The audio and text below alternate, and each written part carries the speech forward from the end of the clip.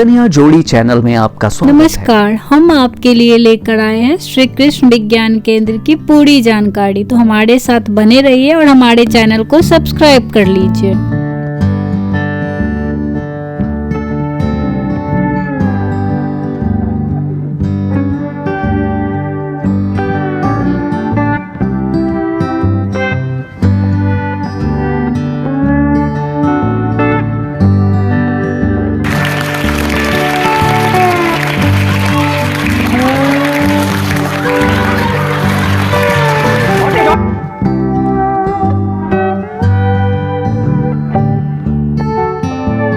Hello and welcome to our YouTube blog. मैं हूं सृजन और मैं हूँ दीपिंती और हमारे पटनिया जोड़ी ब्लॉग में आपका स्वागत है। तो आज हम आए हैं पटना के श्री कृष्ण विज्ञान केंद्र। 14 अप्रैल 1978 को श्री कृष्ण विज्ञान केंद्र का उद्घाटन किया गया था। इस विज्ञान संग्रहालय के अंदर बहुत सारे विज्ञान के प्रयोगों को संग्रहित करके रखा गया है।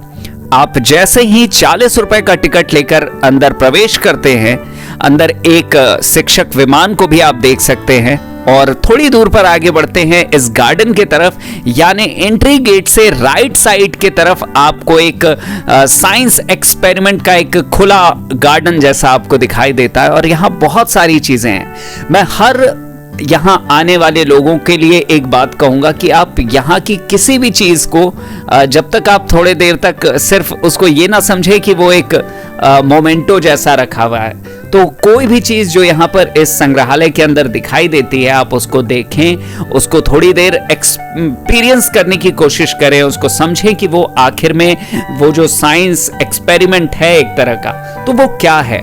तो बहुत सारी चीज़ें यहाँ पर है और मैं जब भी यहाँ पर जाता हूँ कुछ नया एक्सपीरियंस होता है। इस गार्डन में फूल तोड़ना मना है, तो आप देख सकते हैं इसमें दीवार के आर पार देखने वाली एक जो कि पनडुब्बी में यूज़ होने वाली दूरबीन वो किस तरह से काम करती है उसकी एक छवि आप देख सकते हैं। एक यहाँ पर मछली रखी गई है जिसके अंदर बोलने से जो उसकी साउंड है वो किस तरीके से दूसरे तरफ निकलती है उसको आप एक्सपीरियंस कर सकते हैं। और जैसे ही आप मेन एंट्री हॉल में अंदर आते हैं आपको यहाँ पर एक हॉल में एक पेड़ दिखाई देता है, जहाँ पर आप जब जोर से ताली बजाते हैं तो उसकी लाल कलर की रोशनी पूरी जल जाती है उस पेड़ की।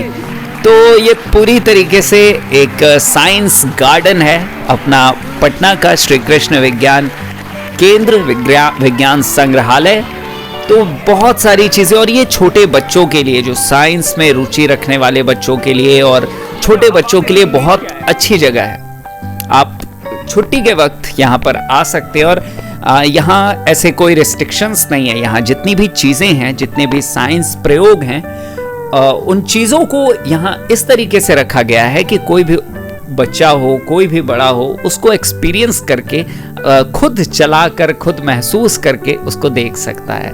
तो इस विज्ञान केंद्र, इस विज्ञान संग्रहालय जिसका नाम बिहार के प्रथम मुख्यमंत्री श्री कृष्ण सिन्हा जी के नाम पर रखा गया है, इसका उद्घाटन 14 अप्रैल 1978 को शिक्षा मंत्री श्री ठाकुर प्रसाद सिंह जी ने किया था।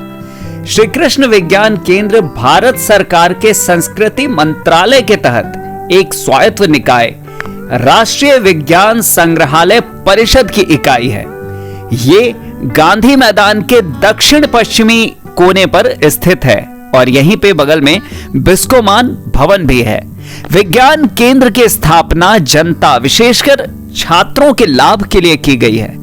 विज्ञान में गतिविधियों के माध्यम से आलोचनात्मक सोच को बढ़ावा देने के लिए एक नया नवाचार केंद्र भी स्थापित किया गया है। तो जैसे ही हम फर्स्ट फ्लोर पर आते हैं तो हमें यहाँ पर कल्पना चावला और जो खगोल विज्ञान के जो पूरा ये फ्लोर ही खगोल विज्ञान को समर्पित है और यहीं एक तारा मंडल भी अंदर है। तो हम यहाँ देख सकते हैं। वेट अ सेकेंड, ये मेरी मूर्ति यहाँ किसने लगा दी? ये मैं ही खड़ा हूँ। तो तारामंडल एंट्री गेट यहाँ पर है और यहाँ एक छोटा सा तारामंडल है। हालांकि पटना में भी एक तारामंडल है और अब और काफी अच्छा हो गया है। तो मुझे इस तारामंडल में आकर ऐसा लगा कि वो पटना का ही पुराना वाला तारामंडल यहाँ पर एक वापस इसको यहाँ पर ले आया गया है, या यहाँ पर पहले से था, ये मुझे मालूम नहीं है। तो खैर इस तारामंडल का एक्सपीरियंस भी बहुत ही अच्छा रहा। बिल्कुल ऐसा लगता है जब भी आप किसी तारामंडल प्लानिटोरियम में जाते हैं तो आपको लगता है कि आप किसी स्पेसशिप में बैठकर एक अंतरिक्ष यात्रा पर निकल गए हैं। और इस पर जो डॉक्यूमेंट्री आपको दिखाई गई थी वो डॉक्यूमेंट्री थी कि कैसे हमारे ग्रहों का निर्माण हुआ, कैसे हमारे सौर मंडल का निर्माण हुआ, कैसे पृथ्वी का निर्माण हुआ। और इस विषय पर इस तारामंडल में जो ये डॉक्यूमेंट्री दिखाई गई वो पूरा इस विषय पर थी। और ये बहुत ही अच्छा एक्सपीरियंस रहता है जब आप फर्स्ट टाइम किसी तारामंडल को देखते हो। तो मैं तो जितनी बार भी देखता हूँ मेरे लिए अलग एक्सपीरियंस होता है कि एकदम स्पेसशिप में बैठना, सीट पूरी तरीके से झुक जाती है और 3D साउंड के साथ। तो ये बहुत ही अच्छा एक्सपीरियंस था मेरे लिए। बार बार एक्सपीरियंस करना मेरे लिए अच्छा रहता है। तो अभी हम फिर से एक तारामंडल का वीडियो भी बनाएंगे। तो यहाँ पे मैंने वीडियो लेने की कोशिश की, जिसको मना कर दिया गया कि आप बहुत ज़्यादा इस पर नहीं ले सकते। तो इसके बाहर हम निकलते हैं। आज छुट्टी का दिन है और उसके बाद मैंने देखा कि यहाँ पर एक चिल्ड्रन गैलरी भी है, जो बिल्कुल बच्चों के प्ले स्कूल की तरह चिल्ड्रन पार्क है। यहाँ पर उछल कूद कर सकते हैं, कोई रोक टोक नहीं। ऐसा नहीं कि आप इन चीज़ों को नहीं छू सकते हैं, उन चीज़ों को नहीं छू सकते हैं। तो सारी चीज़ें यहाँ पर स्पेशली बच्चों को लेकर मुझे ये जगह बहुत अच्छी लगी कि आपके घर में अगर बच्चे हैं तो आप उनके साथ आ सकते हैं और यहाँ पर देख सकते हैं। तो उनको जो भी साइंस में जिनकी रुचि होगी उनके लिए ये बहुत ही बेहतरीन जगह हो सकती है। और अभी आपको एक बहुत ही अच्छा बच्चा दिखेगा, मनोरंजन कोना, फन जोन। देखिए। तो मैं तो खैर इसमें कॉइन डालना होता है और कॉइन लेना होता है, तो कुछ गेम जोन की तरह ही है ये। यहाँ पर जो चिल्ड्रन पार्क है ये मुझे समझ नहीं आया ये क्या था। यहाँ पे तो बहुत सारा गेम था। और आज हमारे भैया के स्कूल के बच्चे, बचपन प्ले स्कूल के बच्चे जो है वो भी यहाँ साथ में आए हुए थे।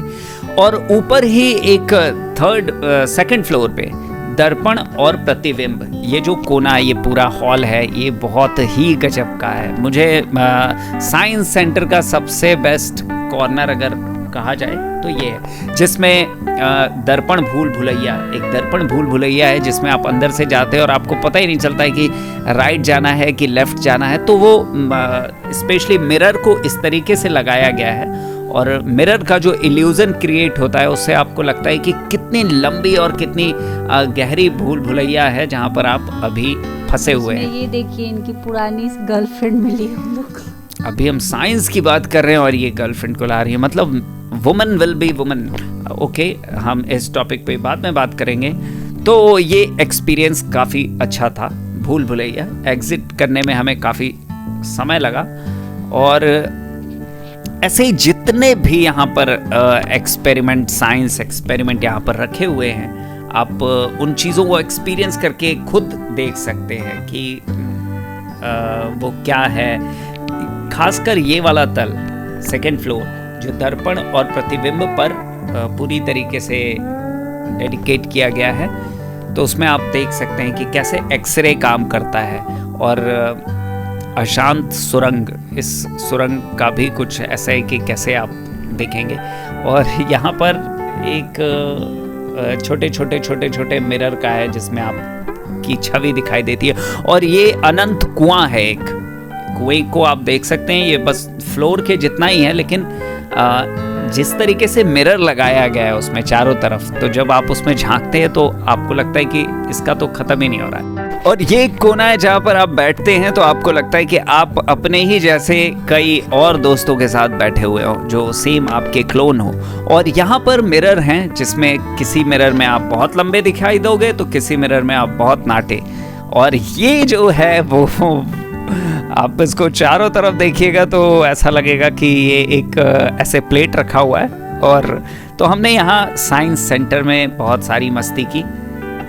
तो इस तरह के इल्यूजन जो एक मिरर और प्रतिबिंब से बनते हैं, उसको डेडिकेट करता हुआ ये तल बहुत ही इंटरेस्टिंग था, जहाँ पर बच्चे बड़े भी बच्चे बन जाते हैं। तो हमने भी यहाँ खूब मस्ती की। आप भी यहाँ आ सकते हैं, इस जादुई दर्पण में देखेंगे। और यहीं पर एक आगे एक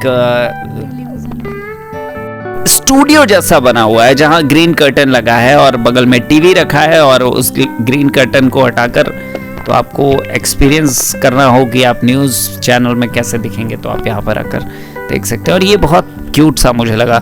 इसके दोनों तरफ एक मिरर लगा है, दोनों एंडिंग के पास, और ये जस्ट एक्वेरियम साइज का है, लेकिन जब इसको देखते हैं तो ऐसा लगता है कि इसका एंडिंग पॉइंट खत्म ही नहीं हो रहा है। और ये आधा तुम आधा हम, इस साइंस एक्सपेरिमेंट का नाम है आधा तुम आधा हम। तो दोनों लोग एक तरफ दूसरे तरफ बैठते हैं, तो जो प्रतिबिंब बनती है वो ऐसा लगता है कि दोनों की प्रतिबिंब उसमें दिखाई देती है।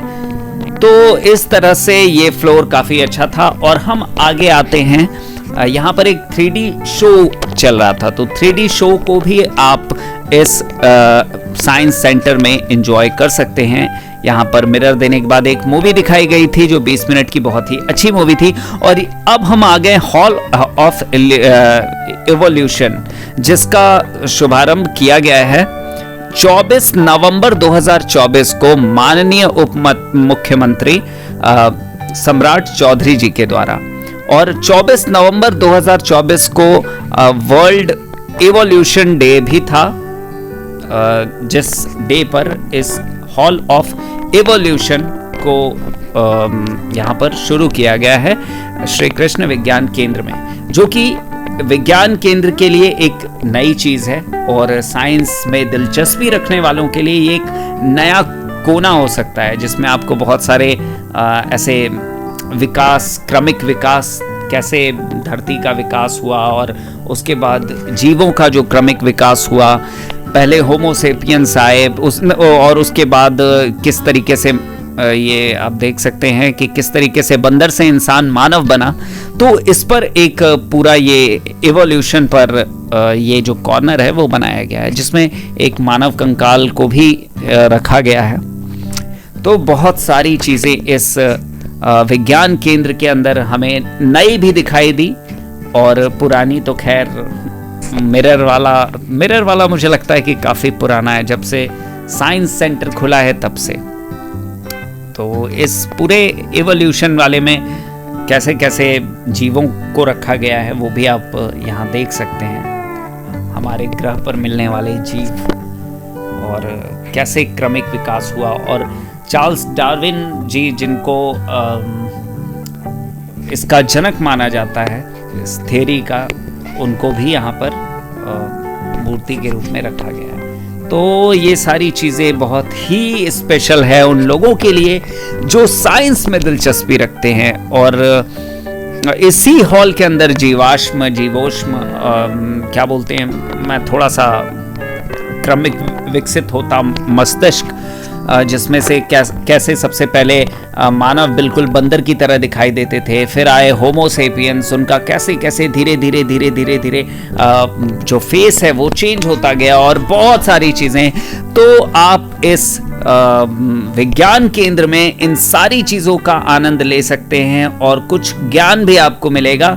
तो बहुत ही बेहतरीन चीज़, ये पटना की एक बहुत पुरानी जगह है, 1978 में बना श्री कृष्ण विज्ञान केंद्र, जो न सिर्फ आपको एक अलग एक्सपीरियंस कराता है, आपको यहाँ बहुत कुछ देखने को और समझने को मिलेगा, जो कि आपको और आपके बच्चों को भी बहुत कुछ सीखने का मौका देगा। तो आप इस विज्ञान केंद्र में देख सकते हैं कि और क्या क्या चीजें। और मैं अब इस वीडियो को खत्म कर रहा हूँ। खत्म करने से पहले आप सभी को एक बात बता देता हूँ कि जब भी आप यहाँ आए तो हर एक चीजों को अच्छी तरीके से एक्सपीरियंस करके रुक कर आराम से देखिए और उन चीजों को समझें। तो इसी के साथ हमारा ये ब्लॉग यहीं पर अब पूरा हो चला है। तो अगर हमारा वीडियो आपको अच्छा लगा हो तो इस वीडियो को ज्यादा से ज्यादा शेयर कीजिए, हमारे चैनल को सब्सक्राइब करना बिल्कुल ना भूलिएगा। अगर किसी तरह की हेल्प चाहिए तो वो हमें कमेंट सेक्शन में जरूर बताइएगा। और अगला ब्लॉग हम किस टॉपिक पर बनाएं, कहां जाकर बनाएं, ये भी हमें कमेंट सेक्शन में सजेस्ट जरूर कीजिएगा। मिलते हैं फिर किसी अगली जगह पर किसी अगले ब्लॉग में। तब तक आप हमारे वीडियो को एंजॉय कीजिए, हमारे चैनल को सब्सक्राइब कीजिए और हमारे वीडियो को शेयर करते रहिए भाई, और कमेंट करना बिल्कुल ना भूलिएगा।